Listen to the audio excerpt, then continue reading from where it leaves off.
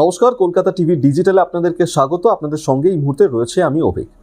আজকের এই ভিডিওটা আপনাদেরকে ভয় পাওয়ানোর জন্য একেবারেই নয়, বরং আরো বেশি সতর্ক করার জন্য। কেন বলছি এই কথাটা? যারা চা প্রেমীরা রয়েছেন, এখন তো শীতের আমেজ, আর শীতকালে চা খেতে কম বেশি আমরা অনেকেই ভালোবাসি।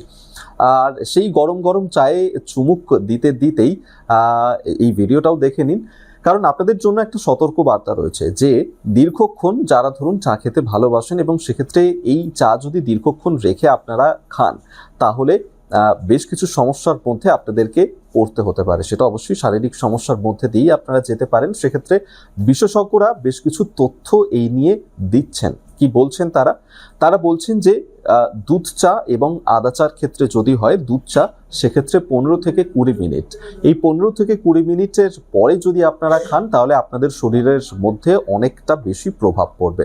কি কি সমস্যা সেক্ষেত্রে দেখা যেতে পারে? সেক্ষেত্রে আপনাদের হজমের সমস্যা হবে, লিভারের সমস্যা দেখা যেতে পারে, এবং আদা চার ক্ষেত্রেও যদি আপনারা অনেকটা বেশি সময় এটাকে রেখে খান, তাহলে এই সমস্যার মধ্যে দিয়ে আপনাদেরকে যেতে হতে পারে। তাই দেরি না করে যত তাড়াতাড়ি সম্ভব 15 থেকে 20 মিনিটের মধ্যেই চা বানিয়ে সেটাকে খেয়ে ফেলুন। এক্ষেত্রে বিশেষজ্ঞরা বলছেন জাপানের ক্ষেত্রে যদি এটা দেখা যায়, জাপানের ক্ষেত্রে তারা বলছে যে এই যে চা বানিয়ে রেখে তা পরে খাওয়া, সেটাকে তারা তুলনা করছে সাপের বিষের সঙ্গে।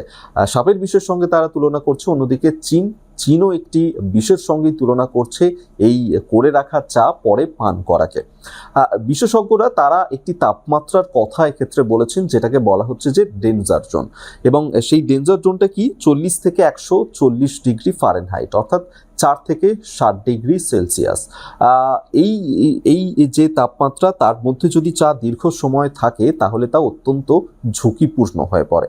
এবং ধরুন দুধ তো খুব তাড়াতাড়ি নষ্ট হয়ে যায়, সেক্ষেত্রে আমরা যদি ফ্রিজেও এই দুধ চা বানিয়ে রেখে দিই বা আদা চা বানিয়ে রেখে দিই, তাহলেও তাতে সবচেয়ে বেশি ব্যাকটেরিয়ার প্রভাব কিন্তু ধীরে ধীরে পড়তে থাকে। তাই দীর্ঘক্ষণ এই চা না রেখে যখনই চা খাবেন সঙ্গে সঙ্গে চা বানান এবং সেটাকে খেয়ে ফেলুন, এই পরামর্শই দিচ্ছেন বিশেষজ্ঞরা।